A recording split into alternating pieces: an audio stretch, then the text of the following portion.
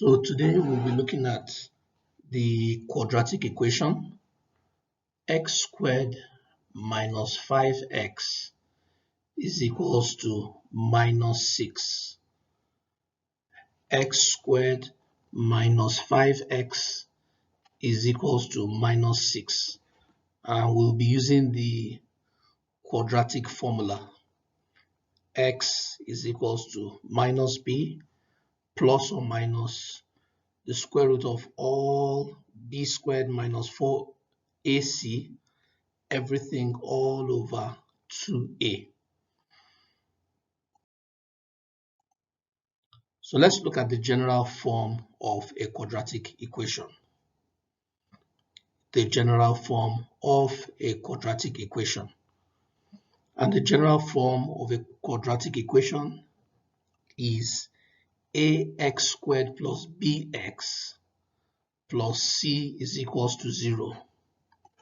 And this is provided a is not equals to 0. If you look at that general form of the quadratic equation, if a is 0, it knocks off the ax squared term in the general form of the quadratic equation, thereby leaving only bx plus c is equals to 0. And because the variable x now has a power of 1, the entire equation bx plus c is now a linear equation. Why? Because x is now raised to power 1. So the term ax squared plus bx plus c is equals to 0 is a quadratic equation because the variable in this particular case, x, has the highest power as 2. X has the highest power, the highest exponent as the power of 2. Therefore, it is a quadratic equation. Therefore, a must not be equals to 0. Now, let's define the terms here. A is simply what multiplies x squared, and therefore a is called the coefficient of x squared. B is simply what multiplies x, that is, it is in front of x, and therefore it is called the coefficient of x. C is a number which could be positive or negative. It's a constant in this particular case. So our question says x squared minus 5x is equals to minus 6. Let's compare that with the general form of the quadratic equation. You see that the general form, everything is equals to 0. Therefore, what we will do in that particular equation, x squared minus 5x is equals to minus 6, is to rearrange it, and therefore we will make it equal to 0. So in rearranging it, it means that x squared minus 5x is equals to minus 6. We will take the minus 6 to the left-hand side, and your guess is as good as mine what it will become. Take 1 minute or pause this video so that you can tell us what it's going to be. Now, if you got x squared minus 5x plus 6 is equals to 0, then you are correct. Because when you take the minus 6 on the right-hand side and take it to the left-hand side of the equation sign, it now becomes plus 6. So the equation is transformed from x squared minus 5x is equals to minus 6. It now becomes x squared minus 5x plus 6 is equals to 0.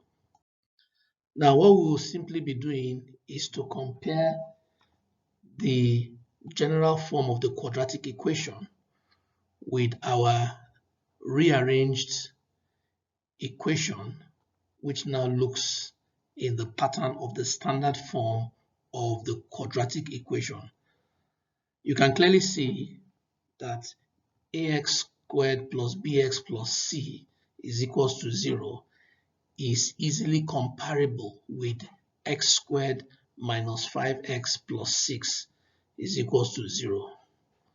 Or rather, we can put it this way: x squared minus 5x plus 6 is equals to 0 is easily comparable with the general form of the equation ax squared plus bx plus c is equals to 0. So simply, what do? We just compare like for like. What is the a coefficient in this particular case? What is the b coefficient? And what is the c constant? That's how we are going to solve the equation using the quadratic formula. So what is a? You see that a is the coefficient of x squared, and in this particular case, x squared is not multiplying any number, so it's as good as multiplying 1. So if you say 1 times x squared, you still have x squared, so the a here is 1. What is our b? Our b is the coefficient of x, that is the number in front of the x, that is the number that is multiplying x. Our b is minus 5. And what is the constant in this particular case? C. Our c is equal to 6. So a is the coefficient of x squared, which is equals to 1. B is clearly the coefficient of x, which is equals to minus 5 in this particular case.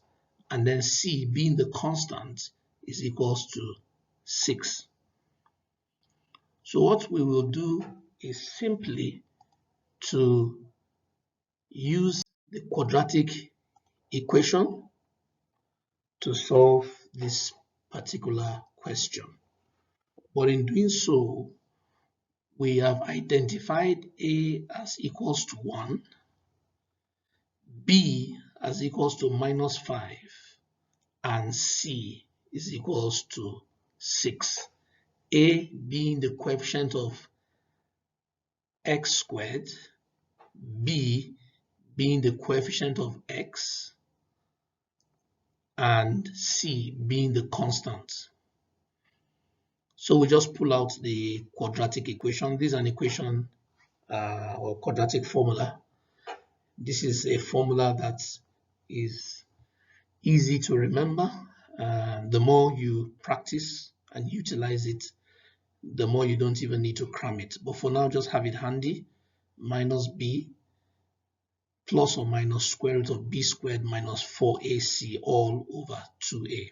So what we will simply do is to substitute, that is, we'll plug in the variables, the a, b, and c, which we have identified into this particular equation. So what we have now is our b is minus 5, our a is 1, our c is 6. So we'll simply substitute. So minus b now becomes minus minus 5 because b is minus 5. B squared now becomes minus 5 squared minus 4ac. A is 1 and c is 6. So minus 4 into 1 times 6 all over 2a. And our a is 1. So if we simplify this further, we will get minus into minus 5 now becomes plus 5. Minus b squared, minus 5 all squared is 25 because minus 5 times minus 5. The minus times and the minus becomes plus, and then 5 times 5 is 25. So we have 25. Then minus 4ac, that's minus 4 times 1 times 6, and that gives us minus 24 all over 2a, that is 2 times 1, which is 2. So if we simplify further, we have 5 plus or minus square root of 1 all over 2, and the square root of 1 is simply 1. But Just take a look at that plus or minus sign before the square root sign. So every square root has two possible values. One is positive and one is negative. So minus 1 and plus 1 are actually the solutions to that square root sign, because 1 times 1 is 1, and then negative 1 times negative 1 will also give us 1, because minus times minus is plus, and then 1 times 1 is 1. So that's why you have the plus or minus sign. So let's simplify it further. Square root of 1 is 1. So we'll have two possible answers. 5 plus or minus 1 over 2, and then 5 plus 1 over 2 will be one answer, and then 5 minus 1 over 2 will be the second answer. So let's just divide it into two. Our first x is equals to 5 plus 1 over 2. Remember, we're taking the plus first, and then we'll now simplify that. 5 plus 1 over 2 simply gives us 6 over 2, which is equals to 3.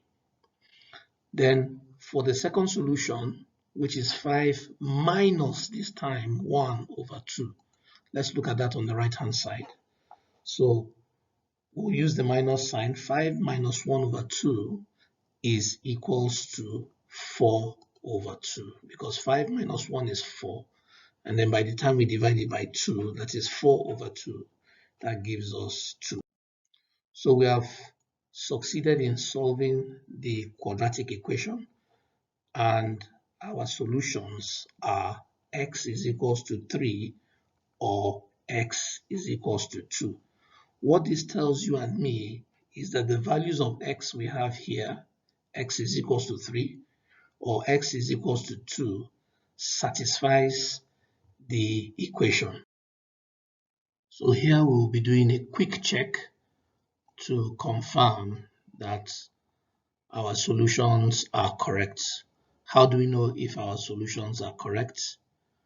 We will substitute the value of x into the above equation, and if it gives us 0, then we know that the value x is equals to 3 satisfies the equation. So wherever we see x, we'll put 3. So x squared will now become 3 squared, and then minus 5x becomes minus 5 into the bracket of 3, and then plus 6. Let's see how that can be simplified. So instead of x squared, we have 3 squared minus 5 into the bracket of 3 plus 6. 3 squared is equals to 9, minus 5 into the bracket of 3 becomes minus 5 times 3, which is minus 15, and then plus 6. So here we go, 9 minus 15 plus 6. If we add the positive terms, we have 9 plus 6, we have 15, and then 15 minus 15 is equals to 0. Therefore, x is equals to 3, satisfies the above equation above, making the solution equals to 0, and therefore x is equals to 3 is correct. Thank you. Let's look at the second check. We'll be looking at the second solution, where we have x is equals to 2. So wherever we see x in this particular equation, we'll put 2 there. So x squared minus 5x plus 6 now becomes 2 squared minus 5 into 2 plus 6. And 2 squared is 4, and then minus 5 times 2 is minus 10 plus 6. So we have 4 minus 10 plus 6. So if we add all the positive terms first, 4 plus 6, 10. 10 minus 10 is equals to 0. That tells you and me that the solutions to this quadratic equation, x squared minus 5x plus 6, the first being x is equals to 3, and this particular one which we have proved here, x is equals to 2, are both correct. Thank you.